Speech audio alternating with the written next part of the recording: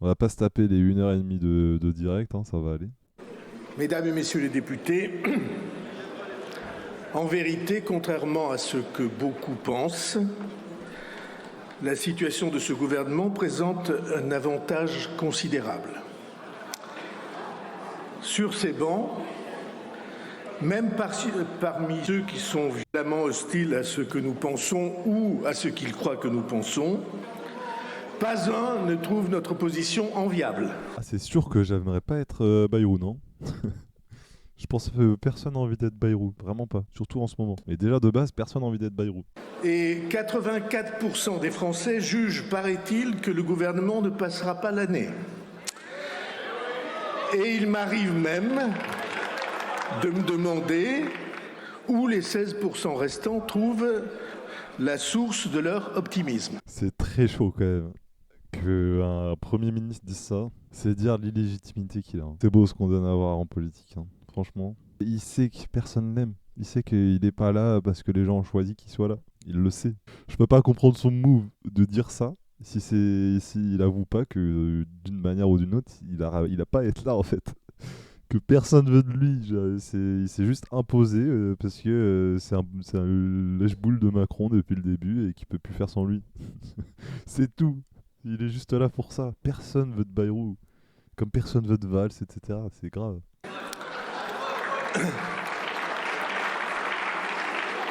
Eh bien, au risque de vous surprendre, je crois que cette situation est un atout. Parce que quand tout va bien, on s'endort sur ses lauriers, et quand tout paraît aller mal, on est contraint au courage. Que lui parle de courage, c'est magnifique. Genre là, il se dit, c'est bon. Les gens, ils voient bien que je suis courageux. Non, les gens, ils voient bien que tu te fous de leur gueule, surtout. Arrête, Bayrou.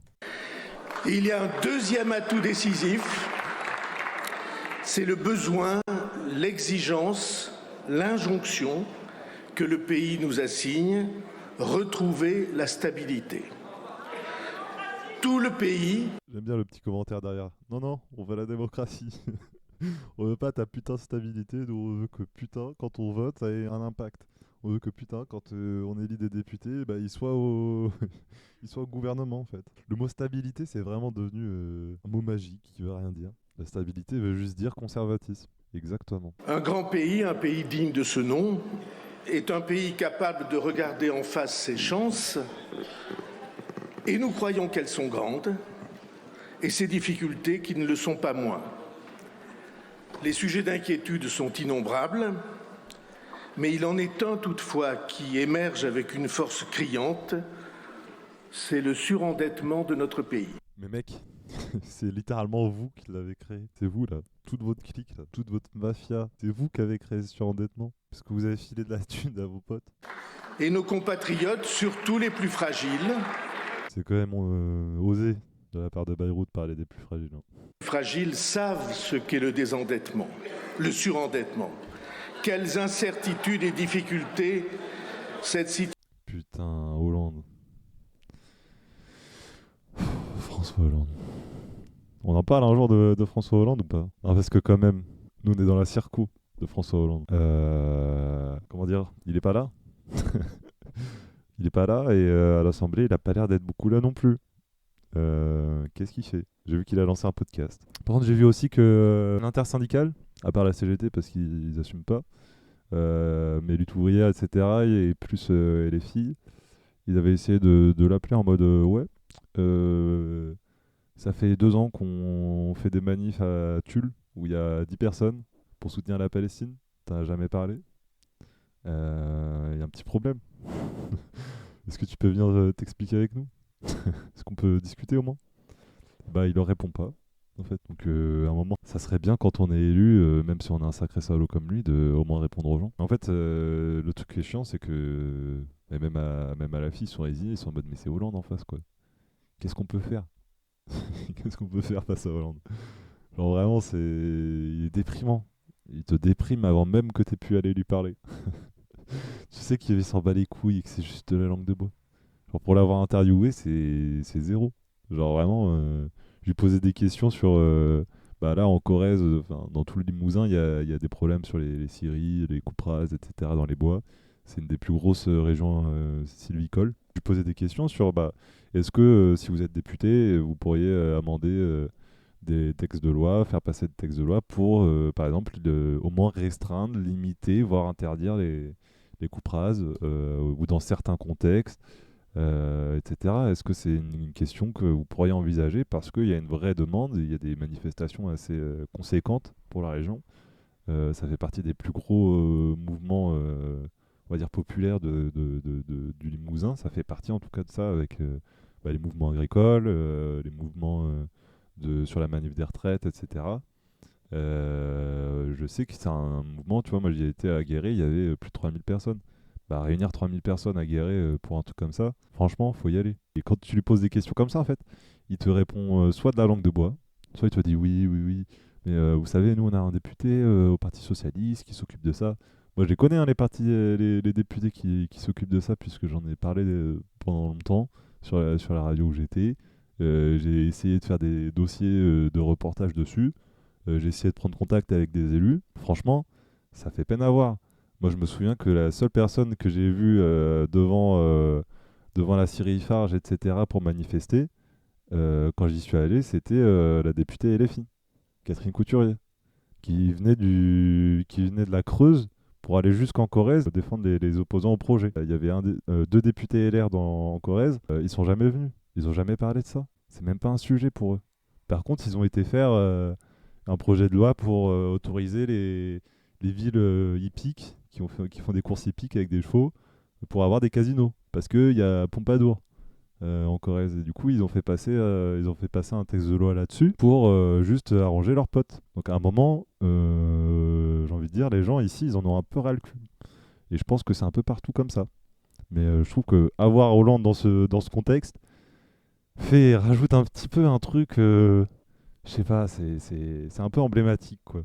Genre vraiment, la Corrèze, ils se sont tapés Chirac, ils se sont tapés Hollande. C'est honteux. C'est honteux qu'on leur fasse supporter des trucs comme ça. Genre, ils ont jamais rien fait pour le coin, voilà. Ils ont jamais essayé de défendre les intérêts du coin qui les a élus. C'est quand même censé être une grande majorité de la partie du travail d'un député, c'est-à-dire défendre la circonscription pour laquelle il a été élu, autant au niveau local qu'au niveau national. C'est censé être ça un député en fait. Et force est de constater qu'ici, il n'y a pas grand-chose qui se passe. Pour avoir couvert un peu l'actualité politique, etc., c'est quand même misérable quoi. J'ai le bras long, bah non, c'est juste qu'il fallait que j'interviewe les gens. Mais par contre, c'est la première fois que Hollande y venait dans la radio où je suis. C'est quand même une radio qui est à Tulle depuis plus de 10 ans à peu près, dans ces eaux-là, 10 ans. Et c'est la première fois que François Hollande venait dans cette radio. Et alors, il nous a fait un cirque, parce que moi, je te dis, j'ai dû interviewer du coup tous les députés, enfin, tous les candidats à la députation. Il y avait une candidate lutte ouvrière, il y avait François Hollande, il y avait un candidat, il n'y avait pas de candidat macroniste. Ils ont présenté personne. Il y avait un candidat LR qui était l'ancien député du coup. Il y avait un candidat, une candidate RN. Alors elle, c'était lunaire. Et il y avait un candidat Reconquête. Genre limite, j'ai préféré discuter. Alors pour te dire, j'ai presque limite préféré discuter avec le mec de Reconquête. Mais après là, je pense que c'était aussi une question. Genre ils étaient aussi cons et aussi détestables l'un que l'autre. Mais par contre, elle, c'était le naufrage quoi. Genre je lui posais des questions, elle me disait bah je sais pas, je verrai quand je serai élu, j'aurai une équipe pour m'épauler là sur ces questions-là.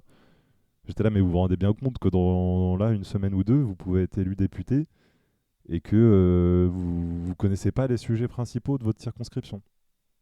Vous savez pas quand je vous pose des questions sur les retraites, le pouvoir d'achat, sur l'écologie, je sais pas moi, sur l'économie, la réindustrialisation ou pas, J'ai même été sur leur terrain, j'étais en mode vas-y, on va parler de l'immigration, etc. Il n'y a pas de problème. Quand je leur parlais je l'ai un peu baisé, j'ai sorti un tweet de Bardella qu'il avait fait dans la journée, mais je me disais, bah, elle a sûrement dû. Voilà, ils sont dans le même parti, elle doit voir s'est passé ce qui se passe dans son parti, tu vois. J'imagine que quand tu parles à un candidat d'un parti, bah, il est quand même au courant de ce qui se dit, ce que dit son président en général, tu vois. Et qui se tient au moins au courant, tu vois. Voilà, je vous ai découvert le tweet et c'était juste sur c'était sur la naturalisation en gros des travailleurs sans papier. Je crois que c'était ça la question. Et je lui parlais, bah, du coup, je disais, est-ce que vous êtes d'accord du coup qu'il ne faut pas naturaliser ces travailleurs sans papier, comme le dit votre président Jordan Bardella? Elle disait oui, oui, oui, oui, oui, etc. Et après, elle nous disait oui, mais on trouve plus personne pour les restaurants, nanana. Je dis bah, s'il y a un problème de main-d'œuvre, etc., alors qu'il y a un chômage et il y a aussi des travailleurs sans papier, ça serait bien de régulariser les travailleurs et d'offrir des conditions aussi des conditions matérielles à travers le salaire, etc. Au moins améliorer cette partie-là, même si on n'est pas forcément pro-travail. Mais au moins essayer d'aller dans leur sens. Pourquoi vous voulez interdire la naturalisation et la régularisation des sans-papiers, même s'ils travaillent, etc. Enfin, ça n'a pas de sens. Tout ça, c'est juste une question de racisme, en fait. Parce qu'ils sont d'accord hein, pour que des Ukrainiens ils viennent travailler en France. Ils sont d'accord pour que des Anglais viennent bosser en France, viennent racheter des vignobles, je sais pas quoi. Par contre, j'ai vu que quand il y a des sans-papiers qui s'organisent pour faire une association et essayer de former des gens à une agriculture un peu plus adaptée au réchauffement climatique en France, etc., en prenant des techniques qui viennent de leur pays ou quoi, ça, ces gens-là, ils sont attaqués par des groupuscules d'extrême droite. Donc ça, c'est une data qui n'a pas trop circulé, mais Mediapart, ils en ont parlé, Reporter, ils en ont parlé, mais ça apparaîtra jamais dans les médias. Personne ne va en parler. Quand il y a des centres d'accueil de demandeurs d'asile qui se mettent en place, direct, à des gens d'extrême droite, du RN, de Reconquête surtout, qui viennent et qui menacent les gens. Alors que c'est des gens voilà, on sait quelle personne arrive en centre d'accueil de demandeurs d'asile. C'est des gens qui ont été traumatisés, c'est des gens qui ont fui des conditions de vie qui leur permettaient pas de soit vivre sereinement, soit d'assurer leur sécurité, celle de leurs enfants. Voilà. Tu pars pas de ton pays pour arriver dans un centre d'accueil de demandeurs d'asile par plaisir. Vas-y, toi, si tu trouves que c'est un luxe. Enfin, à un moment, il faut arrêter de se foutre de notre gueule. C'est du pur racisme. Et tout ça, on n'entend pas parler. Tout ça, c'est pas médiatisé. Et moi, je trouve que c'est bien. C'est pour ça que je trouve que c'est bien qu'il y ait des médias locaux et des médias assez imposants de gauche, comme Mediapart ou quoi, qui puissent en parler et qu'ils aient la liberté d'expression de le faire. Mais les radios associatives locales, les petits journaux locaux et tout, c'est aussi important. Mais ça serait bien que ça soit plus relayé au niveau national. Mais pour ça, il faudrait que les gens qui gèrent la ligne éditoriale ne soient pas d'accord avec ce qui se passe. Voilà. Bon, on revient à la déclaration de politique générale de François Bayrou. Mesdames et messieurs les députés, la France, dans son histoire, n'a jamais été aussi endettée qu'elle l'est aujourd'hui. Et j'affirme qu'aucune politique de À cause de qui? Je suis sûr que c'est Bompard qui a dit ça. ressaisissement et de refondation ne pourra être conduite si elle ne tient pas compte de cette situation de surendettement et si elle ne se fixe pas comme objectif de la contenir et de la réduire. C'est marrant quand même parce que LFI, ils avaient amendé le texte du budget et ils avaient proposé des recettes fiscales qui permettaient d'arriver à baisser la dette en dessous de 3% par an. L'endettement à moins de 3% par an. Aujourd'hui, je crois on est bien plus haut que ça. Et que 1%, c'est énorme. Ça se compte en dizaines de milliards, quoi. Donc c'est étrange qu'ils parlent de ça alors qu'ils ont juste rejeté cette proposition. Et que là, ils s'appliquent, en voulant faire passer leur budget, là, ils s'appliquent sur celui qui a été initié par Michel Barnier, qui a été donc voté au niveau des recettes du côté du Sénat et qui là doit être voté côté Assemblée au niveau des dépenses. Et donc en fait, ils peuvent pas toucher aux recettes. Et il y a plein de trucs qui circulent autour de ça alors qu'ils peuvent pas toucher aux recettes. Donc soit ils pourraient le faire dans des textes de loi prochains, soit ils se foutent de nous. Ça, je suis pas assez expert et je n'oserais pas trop rentrer dans le détail parce que j'ai peur de dire des conneries, j'ai pas envie de dire de conneries là-dessus. Pourquoi cette situation nous oblige-t-elle tous, collectivement, c'est parce que tous les courants dits de gouvernement y ont pris leur part. Quand François Mitterrand est élu en 1981, la France est l'un des pays les moins endettés du monde, avec à peine plus de 20% de dette sur notre production nationale. Mais là, il ressort une vieille rengaine de la droite. C'est là où, quand il dit je suis ni de gauche ni de droite, c'est faux. De dire c'est depuis l'époque Mitterrand que c'est vraiment la merde. Alors, au niveau de l'endettement, il y a une partie de vrai. Mais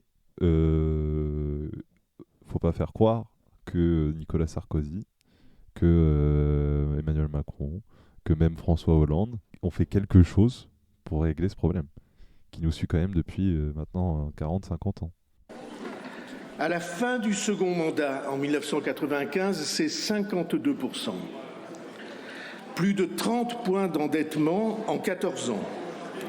À la fin des années 90, la France, pour tous les critères de santé économique, est nettement au-dessus de l'Allemagne. Notre commerce extérieur est largement excédentaire et notre endettement inférieur à celui de nos voisins.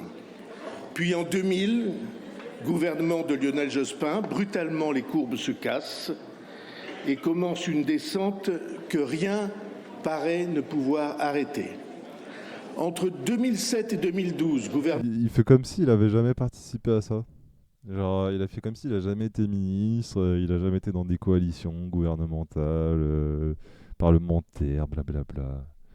Mec, ça fait combien de temps qu'il est en politique, Bayrou? Ça fait quoi? Ça doit faire au moins depuis les années, je sais pas, 70, un truc comme ça, 80. Mais oui, en plus, il fait que de tacler la gauche, gros. C'est vous qui avez niqué le pays. Je veux dire, oui, d'accord, tu peux remonter jusqu'à Mitterrand si tu veux. Mais dans ce cas-là, vas-y, on remonte jusqu'à ce que la merde qu'a foutu De Gaulle, tu vois, j'en sais rien. Mais oui, il était ministre en 93, Bayrou. Genre, il fait comme si il avait jamais participé à tout ça, que je découvre ça, je suis un simple citoyen. Ferme-la. Et il remonte jusqu'à Mitterrand, mais gros, le gouvernement dans lequel t'es, il veut perpétuer cette tradition politique française qui est le surendettement de l'État. C'est justement pour ça qu'il y a 84% des Français qui pensent que tu vas pas finir l'année, mec. Mais oui, c'est le dernier du gouvernement Balladur avec Sarko. Gouvernement de Nicolas Sarkozy. Accélération de l'endettement, 25 points de produit intérieur. Entre 2012 et 2017, il y en aura pour tout le monde, je vous promets. Entre 2012 et 2017. Alors moi, je veux bien qu'on critique Mitterrand, qu'on critique François Hollande. Ah, il n'y a pas de problème, hein. On peut le faire toute la journée si on veut, il n'y a pas de souci. Mais par contre, tu peux pas, dans un discours comme ça, qui est censé donner la ligne de ton gouvernement, la direction de ton gouvernement, et dans les 3 premières séquences de ton discours, dire « Je suis pas légitime », ok, je ne suis pas légitime, on a un problème de dette, et je vais taper sur la gauche. Il n'y a aucune cohérence. Il n'y a aucune cohérence. Tu n'es pas légitime parce que la gauche est censée gouverner. On est tous d'accord là-dessus. Il y a même des gens de droite qui sont d'accord là-dessus. Il y a un endettement parce que les gouvernements successifs, les présidents, etc., avec qui tu t'es accoquiné depuis les années 80-90, ont foutu la merde. Ok, t'étais pote autant avec Hollande qu'avec Sarko qu'avec Macron. Donc ferme-la. Et en plus, tu viens taper sur la gauche. Toi qui avais toujours dit je ne suis ni de gauche ni de droite, et aujourd'hui qui te retrouve à taper sur la gauche. Dans un gouvernement qui a jamais été aussi à droite depuis belle lurette. Certains d'entre vous, et donc entre 2012 et 2017, François Hollande. Oui, mais il y a eu des guéguerres avec Sarko. Mais en tout cas, il a essayé de s'acoquiner avec lui. Et je pense que s'il est toujours là, c'est que quelque part, Sarko le déteste pas tant que ça, parce que il a encore le bras long, Sarko. De 10 points d'augmentation de l'endettement. Et depuis 2017, Emmanuel Macron, 12 points. Je n'en fais pas un motif d'accusation. Et je connais les... En plus, c'est trop bizarre comme move. Ça fait des jours qu'on nous rabâche que le PS essaie de chercher un compromis avec Bayrou, que ce qui permettrait de arriver à leur soi-disant stabilité, c'est-à-dire pouvoir gouverner comme ils l'entendent, ce serait un accord de non-censure avec les partis socialistes. Donc, pourquoi attaquer d'emblée le Parti socialiste? Pourquoi attaquer Mitterrand et Hollande? Soit on ne sait pas tout ce qui se passe en arrière-plan, soit son move est très bizarre. Alors ouais, j'ai vu surtout les députés et les filles qui se foutaient un peu de sa gueule. Parce qu'ils disaient oui, on nous a fait tourner en rond pendant une semaine. Qui aurait pu prédire? C'est fou quand même. On le sentait pas du tout arriver. Rappel, c'est ce que je vous disais. Vous étiez là, non mais ça serait bien au moins de discuter un peu. Mais ils veulent pas discuter. Mais moi je pense que le PS, ils sont pas satisfaits qu'il n'y ait pas eu de compromis. Je pense qu'ils auraient aimé justement pouvoir dire, on est dans le compromis, regardez. Ça c'est ce que je disais l'autre fois, c'est une vision à court terme. Alors à court terme, c'est la meilleure solution d'aller parler avec Macron. On est tous d'accord. Là ça paraît un peu du bon sens. On peut en parler. À court terme, ça paraît être du bon sens. Maintenant, sur le long terme, comment tu veux redevenir crédible à gauche en faisant les mêmes moves qui font qu'on en est arrivé à cette situation, en fait. Même Bayrou, il peut taper sur le PS, parce que le PS n'a jamais eu de stratégie à long terme. En tout cas, je comprends pas trop le move de Bayrou pour revenir à ça. Pourquoi attaquer le PS alors que tu as besoin de leur voix? C'est quand même assez étrange comme technique politique. Ou alors c'est pour dire, vous avez pas voulu être d'accord avec moi, bah du coup je vais vous attaquer. François Mitterrand en 1981, c'était l'alternance, il fallait que les Français, comme on disait à l'époque, y trouvent leur compte. Nicolas Sarkozy, c'est la crise des subprimes. Emmanuel Macron, coup sur coup, une cascade de crises, jamais vue et jamais imaginée. Ah, il assume quand même qu'il y a eu des sacrés épisodes pendant les mandats de Macron. On dirait qu'ils s'aiment pas trop quand même. On dirait que c'est pas l'amour fou non plus entre eux. Jamais vu et jamais imaginé, dont je fais la liste. À partir de 2018, les Gilets jaunes, puis le Covid et un pays à l'arrêt, puis la guerre en Ukraine, l'inflation et l'explosion du prix de l'énergie. J'affirme donc que tous les partis de gouvernement, sans exception, ont une responsabilité dans la situation créée ces dernières décennies. Et j'affirme que tous les partis d'opposition, demandant à cette tribune sans cesse des dépenses supplémentaires, ont dansé aussi le tango fatal qui nous a conduits au bord de ce précipice.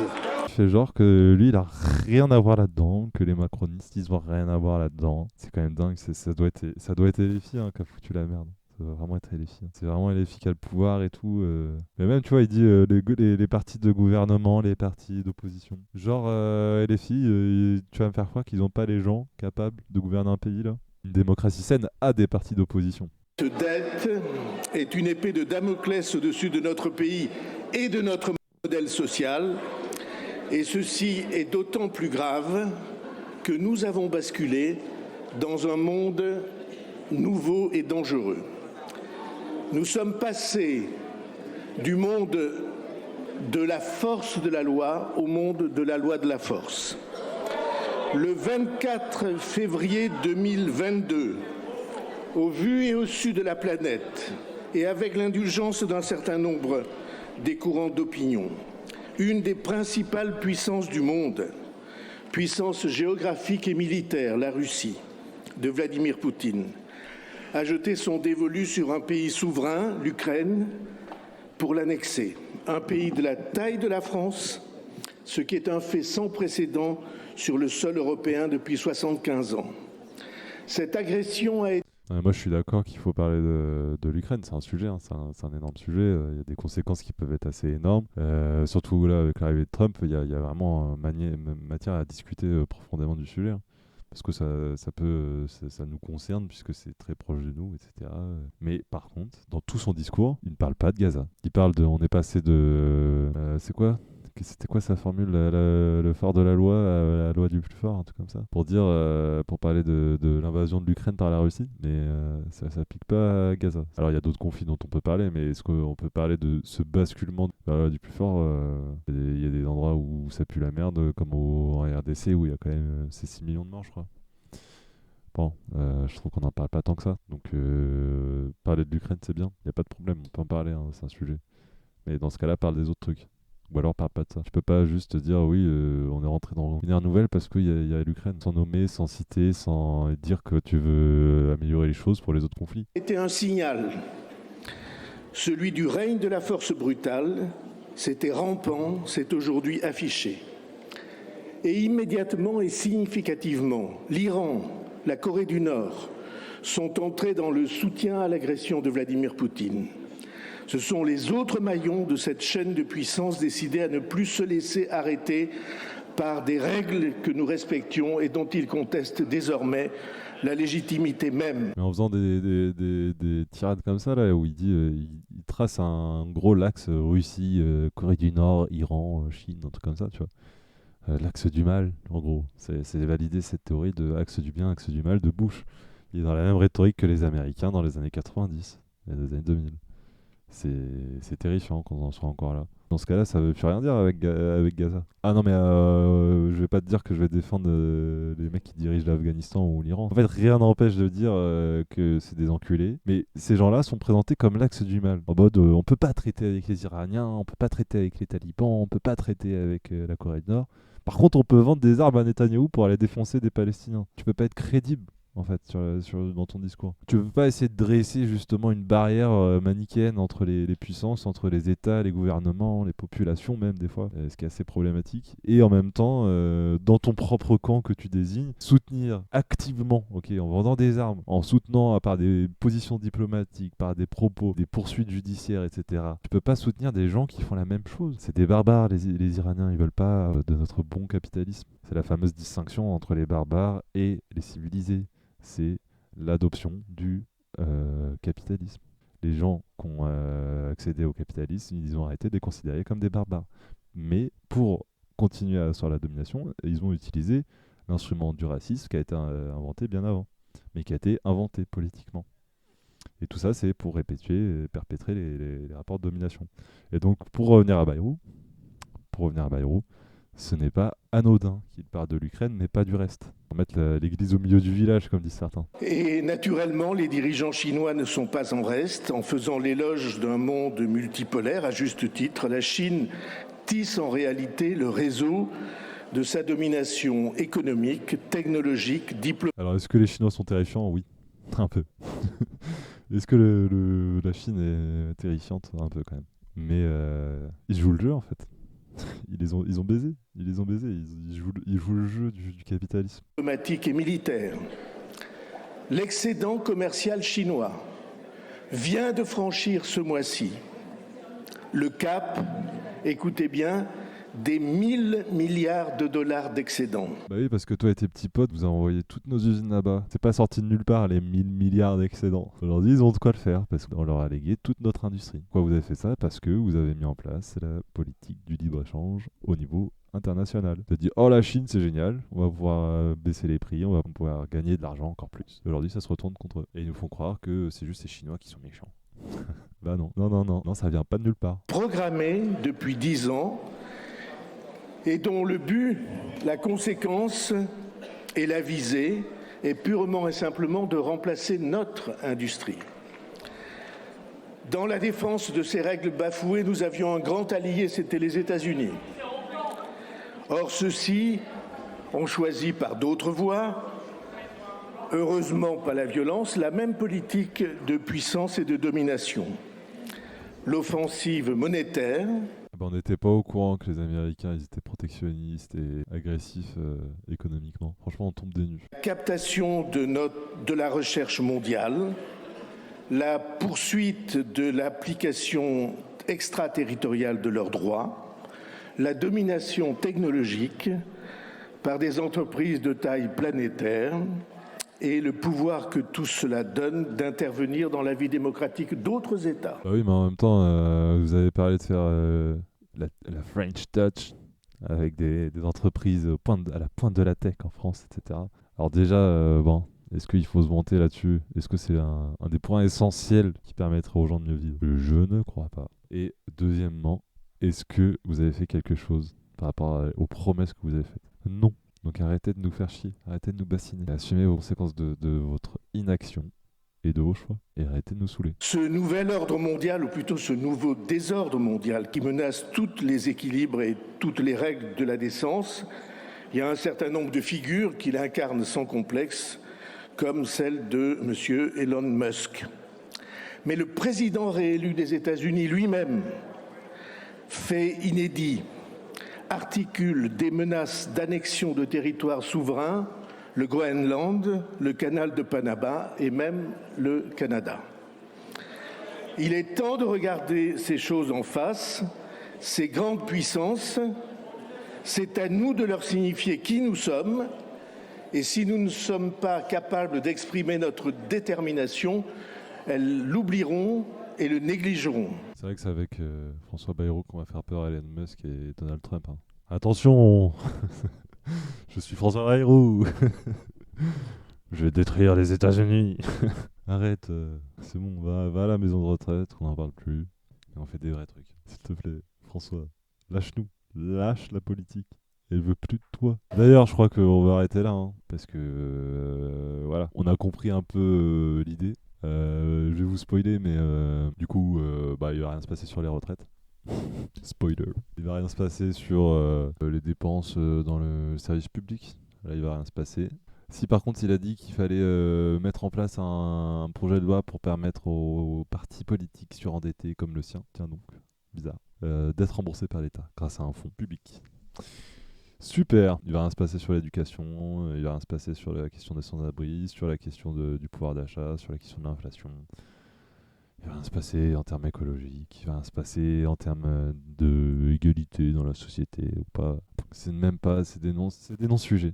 Ça ne rentre pas dans la matrice de François Bayrou. Voilà, qui est notre cher Premier ministre. Moi je pense en tout cas, pour amener une petite note d'optimisme, que j'ai confiance. Ça me fait mal au cul de le dire, mais j'ai confiance quand même en l'EPS et ELV, Parti communiste, pour voter la censure. On espère encore qu'on peut leur faire confiance sur un minimum de trucs comme la censure de Bayrou. Parce que franchement, le Parti Socialiste qui ne censurerait pas un gouvernement de Bayrou dans cette situation, après les négociations qu'ils ont voulu mener, etc., qui n'ont abouti à absolument rien, puisque justement rien n'est allé dans le sens justement de la gauche. Je vois pas dans quel monde le Parti Socialiste ne vote pas la censure. Personne ne veut de Bayrou. Ils peuvent pas le défendre, c'est fini. Et s'ils le font, franchement, pour moi, ce sera la... C'est bon. Faut déjà un VPS déjà. Rappel. Hein.